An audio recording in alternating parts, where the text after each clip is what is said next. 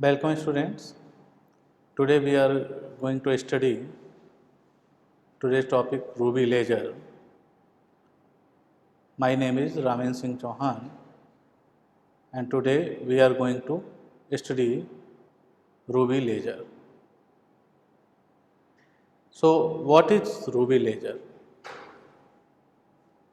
Before we start Ruby Ledger, we must have a look at some concept that Ruby Ledger was the first ledger and it was constructed by T.H. Mayman in 1960. The color of Ruby rod is pink.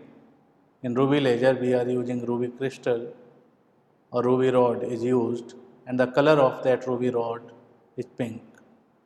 Ruby crystal is mixture of Al2O3 plus Cr2O3, that is aluminum oxide is doped with chromium ions, and so we get a mixture of Al2O3 and Cr2O3, that is aluminum oxide and chromium oxide.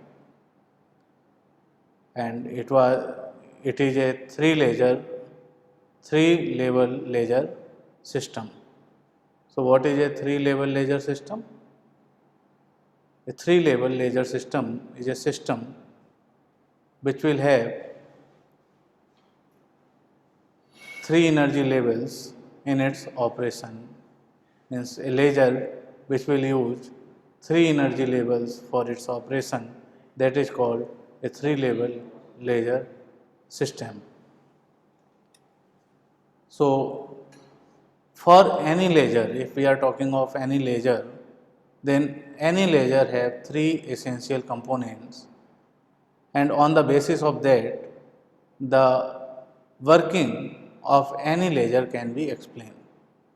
So out of these three essential components, the first one is active medium, the second one is pumping mechanism, and the third one is optical resonator cavity. So here what is active medium? In Ruby Ledger, chromium ions, Cr3 plus ions in Ruby, that is Al2O3 plus Cr2O3 rod, Ruby rod, are active medium. Here we are having a Ruby rod as an active media in which Cr3 plus ions are active centers. So now pumping mechanism, we employ optical pumping in this Ruby ledger, and then the optical resonator cavity, that is the third essential component, that is combination of parallel mirrors in which one is fully reflecting and one is partially reflecting. So these are the essential components of a Ruby ledger which we are talking here. So now we will have a diagram, have a look at the diagram of Ruby ledger. So here we can see that there is a Ruby rod. In this diagram there is a Ruby rod. Among this Ruby rod there is a flash lamp which is in helical shape. A flash lamp is there, and this flash lamp is connected with power supply, DC power supply. This is key provided and this is connection with the DC power supply, and this is a coolant, and external mirrors are given there. This one is partially reflecting mirror and this is fully reflecting mirror. From partially reflecting mirror we will get the outbound beam. So same diagram we can have here, but only thing is that the mirrors are internally fitted in this Ruby rod, and here we are having an external combination of mirrors. Other things are same. So this is basic diagram of the first Ruby ledger which was developed by T.H. Mayman in 1960. So now we will talk on active medium. What is active medium? Before we go, let's have some basic look. Active medium, we know there are so many species, but only some specific species of materials are having suitable energy level diagrams in which we can have a suitable metastable state for achieving population inversion. So, in ruby laser rod, the ruby crystal, that is Al2O3 doped with Cr3 plus ions, is active medium, in which ruby crystal is made in the shape of a rod which is 4 centimeter length and 0.5 centimeter diameter rod, and this rod is used as active medium, which is placed at the place of active medium. Both ends of the rod are highly polished and made strictly parallel. The ends of the rod are made strictly parallel. One end of the rod is made partially reflected and the other end is fully reflected. So, making partially reflected, we do silver polish on one side, which is not highly polished, that is partially polished, so that is used as partially reflected mirror, and on the other side we did a fully reflecting polish, means highly polished the other end, and that is working as a fully reflected mirror, that is working as a fully reflected mirror. So, this is active medium. Now, in active medium, the chromium ion concentration is 0.05%, that is approx 1.6 into 10 raised to power 25 ions per cubic meter are available. And chromium ions are active centers, that is they are having suitable metastable state for achieving population inversion, and in chromium ions we are having 3 energy levels which are used for lasing action, and that is why the laser is called 3-level laser system.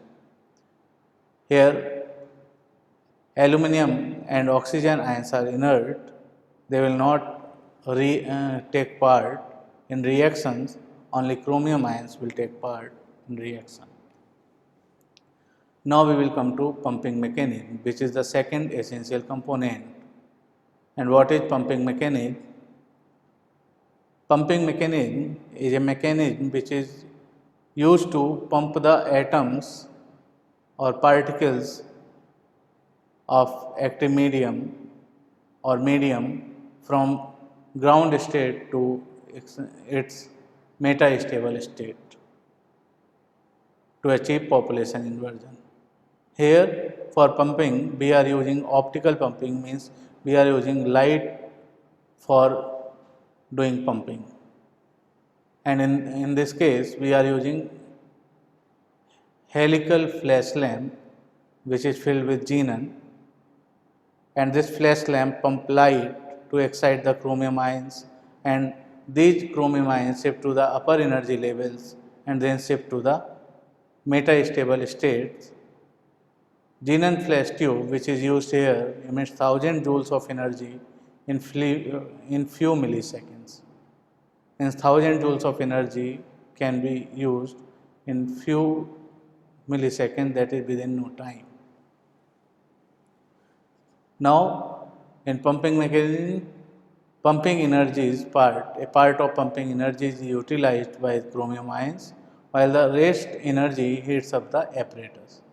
Because when we are doing pumping, then there is a probability of chromium ions, and that is not 100% that all the energy will pump chromium ions, that is all the energy will be used for pumping only. Instead, in realistic way, a part of energy, pumping energy, is utilized for excitation of chromium ions only, while the rest energy is used to heat up the apparatus. And when heating is there, so we must require to cool the apparatus, and for that a coolant is provided.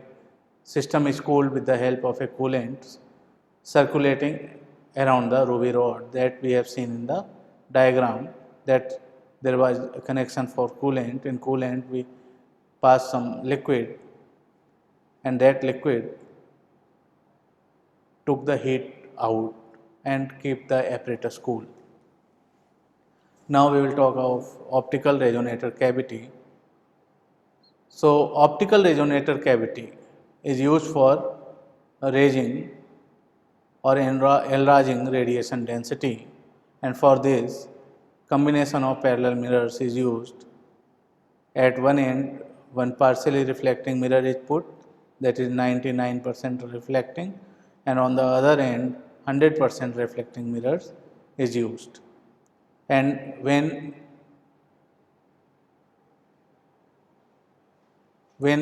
energy or when light amplification is done and that reaches beyond a limit, that excess of amplification gets released from the partially reflected mirror side in the form of a laser beam that we are trying to produce, or that laser beam is utilized by us. And since this optical resonator cavity is placed between two mirrors and a hollow tube is used, so which is sort of Fabry-Perot arrangement. So on this arrangement basis, this optical resonator cavity is also called Fabry-Perot resonator. Now we will talk about working of the Ruby laser on the basis of its energy level diagram. So here we can see that this is energy level diagram of Ruby laser. Here this is ground state, and these are E3 and E3 dash, these are two excited states. There is one E2 level which is meta-stable state of this Ruby laser. When we pump the chromium ions, means when flash lamp throws light on the active medium, that is ruby rod, then chromium ions gets excited, they absorb the energy of the flash lamp and they shift to their excited state, that is either E3 or E3 dash level. And after that they complete their lifetime there, because these are excited states and they are having lifetime of around 10 raised to power -8 seconds. And after completing that lifetime, they shift to the energy level E2, which is having 3 millisecond lifetime, that is of the order of 10 raised to power -3 seconds. It means that this energy level E2, is having a lifetime 10 raised to power 5 times more than the excited energy levels E3 and E3 dash. So we know that when lifetime is high, so particle will remain there for a longer time in E2 level, and this is meta-stable state, that is temporarily stable state. So in E2 level, composition of or accumulation of chromium ions will start, and when composition of chromium ions will start, then at a time this energy level E2 will have more number of particles than E1 level, and a population inversion will achieve between energy level E2 and E1. And when this population inversion is achieved, we can say that not only achieving but maintaining is also required. So this flash lamp will continuously pump light, and the population inversion will be maintained. So from here we can say ruby rod irradiate with an intense white light from xenon flash lamp The ground state chromium ions absorb light and pump and shift to energy levels E3 and E3 dash, and from here they complete their lifetime and shift to E2 level by non-radiative transitions, means no radiations are produced, and population inversion is achieved between E2 and E1. So, after this, when population inversion is achieved, so we can see that when population inversion is achieved and laser transition is started, then after a time we will get a laser transition of 694.3 nanometer. So, how laser transition will start, that we will talk about. That if particles are at E2 level and population inversion is achieved between E2 and E1, then at a time, if at a time after completing their lifetime in E2 level, one of the particle shift to the lower energy level E1 by releasing a photon which is spontaneously emitted, means because of spontaneous emission, because in the beginning we are not providing any light source, although we are not providing any light beam for stimulated emission, but if a particle is there in E2 level, that will complete its lifetime, whether it is 10 raised to power minus 3 second order or 10 raised to power minus 8 second order, that is of E3 level. But after completing this time, if there is no external agency is there, that particle will release its energy spontaneously. And if because of this spontaneous emission, if any photon which is emitted spontaneously is parallel to the balls of the ruby rod, that is, if this photon which is spontaneously emitted is perpendicular to the mirrors, then that will start oscillating between the mirrors. It will go to the first mirror, it will get reflected perpendicular normally, it will get reflected normally, and then it will go to the other mirror. Again, we know the mirrors are parallel, so it will again reflected normally, and that will start oscillating in the cavity mode. And when this photon will start oscillating, it will be passing through the active medium, and when it is passing through the active medium, then it will trigger the stimulated emission, and more stimulated photons, that is coherent photons, will produce, which will be having the same properties than that of the spontaneously emitted first photon. And when all these photons will emit, they will also be oscillating in the same cavity, and they will be in the same cavity mode, and they will be oscillating between mirrors, and as time is passing, the number of photons is increasing, but the volume of ruby rod is not increasing. So, it means we are having a fixed volume, but the number of photons is increasing by passing of time.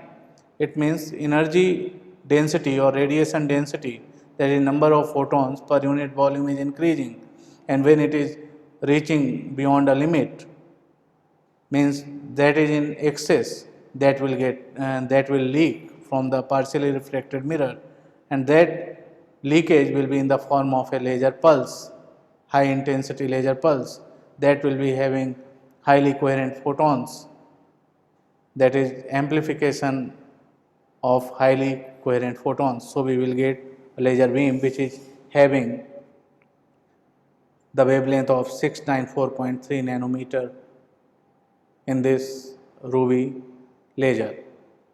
So, here we can say that intense excitation pumping is done after critical threshold, and a spontaneous fluorescent photon acts as input and trigger, that I explained, and a stimulated emission started and system lages, that is production of laser beam from partially reflected mirror, that is loss of light in the form of laser pulse. So, what is laser output? Form of pulses of microsecond duration. Stimulated transition occur faster than the rate at which population inversion is maintained in the crystal. Once stimulated emission commences, the metastable state E2 depopulate very rapidly. Means we can say that when stimulated transition take place, that is depopulating the metastable state.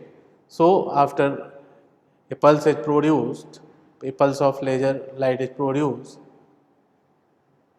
after that there will be a pause in the E2 level where the population will go beyond the population inversion level, means the population of E2 level will be lesser than the E1 level at that time. But again after some time the accumulation of particles in the E2 level will take place, and after that again stimulated emission will take place in the same manner what happened to the earlier pulse. Then again we will get the pulse of laser light, and then again this E2 level will depopulate. So, what we saw, we will get laser pulses. So, here for this type of, where we are using flash lamp, xenon flash lamp as optical pumping mechanism, there we will have a pulse laser. The laser will not produce a continuous wave. Here we will have a pulse laser, and after lasing the E2 level will get depopulated, and next pulse will arrive only after population inversion is restored. So, this is all for Ruby laser. In next class we will cover next topic. Thank you.